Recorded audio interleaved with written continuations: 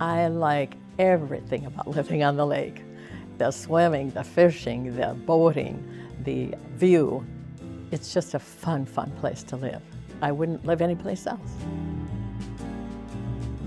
It's our Lake Detroiters Association 75th anniversary. We're going to celebrate the impact that Lake Detroit has had on not only the county, but the region. Our family has been on Lake Detroit since the 50s. My grandfather and my grandmother came over here from Fargo and settled on the west side of Little Detroit, and I say that's the nicest spot on the lake, and we've been there ever since.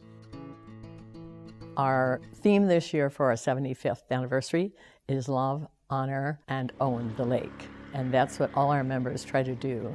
We've worked extremely hard in trying to eradicate weeds, and we've worked with the legislature. Lake Detroiters grew out of a predecessor organization called the Lake Detroit Property Owners Association that was formed in 1944. That organization did not survive very well, owing to a death of some of the leadership. And the organization was converted to the Lake Detroiters Association in 1949.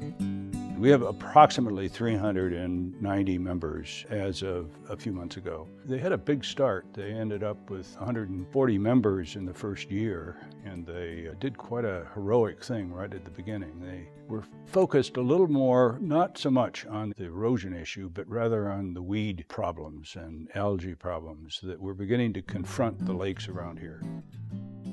The museum plays a really important role in local anniversaries because we've been gifted many pictures over the years. We have lots of documents and advertisements, and really it's all subject to the items that we've been able to collect or items that have come in from individuals, whether they're residents or past residents.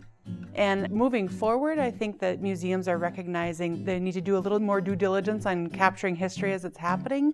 When we look back and we're looking at those older records, we've really done the call out for various anniversaries, and the most recent one being the Lake Detroiters anniversary.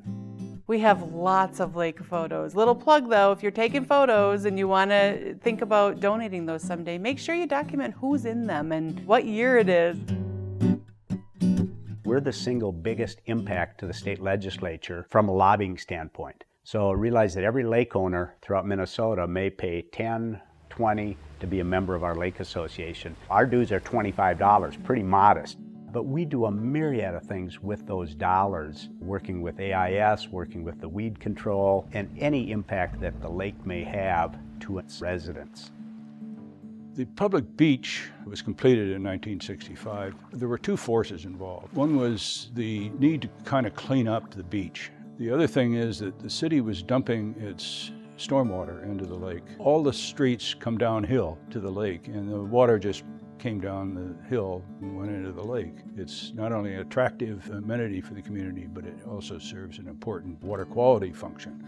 And Lake Detroiters was very much in support of that.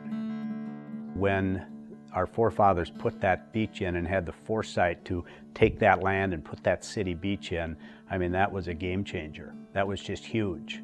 City water and sewer was a game changer when they did that throughout the lakes area back in the 70s. Other lake associations are studying that, but the cost is so insurmountable now. I'm glad we did that in the 70s. We've moved largely into an educational and informational role, partly because the state and the Pelican River Watershed District has imposed a lot of restrictions on lakefront development and the use of lakes.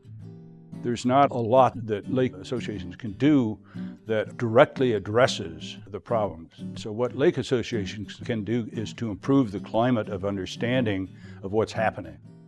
One of the ways we increase our membership is by sending out beach captains. Every beach has a captain, and a beach consists of maybe 10, 20 homeowners. And we get beach captains together at a meeting. We give them information to give to the homeowners, and we include the homeowners' recommendations and comments about what they care about, and that comes back to the Lake Detroiters. And then we try and deal with the issues that the homeowners are really worried about. I lived a lot of places around the world and around the States, but I never missed a summer. So when we contemplated retiring, it was not a hard choice for us to choose to come to Detroit Lakes. The lake is the backbone of the city. And the city is very helpful to us in projects that we want to do. The lakes in our area, and Detroit Lake in particular, have really played a key role in the development of Detroit Lakes as a city. You sit down and you start talking about whether it's an industry such as ice harvest and how it played a really key part of the development in the early years to the community, or you talk about the Fargo-Moorhead area residents or the Minneapolis-St. Paul residents that vacation here and use it purely more recreational, all the way to those that have enjoyed living on the lake for a good portion of their life. And it's really the way they relax and come home and can't imagine life any other way. Everybody is welcome. We feel we're stewards of the lake, but so are all the other visitors to the lake. We welcome them and hope they have a good time.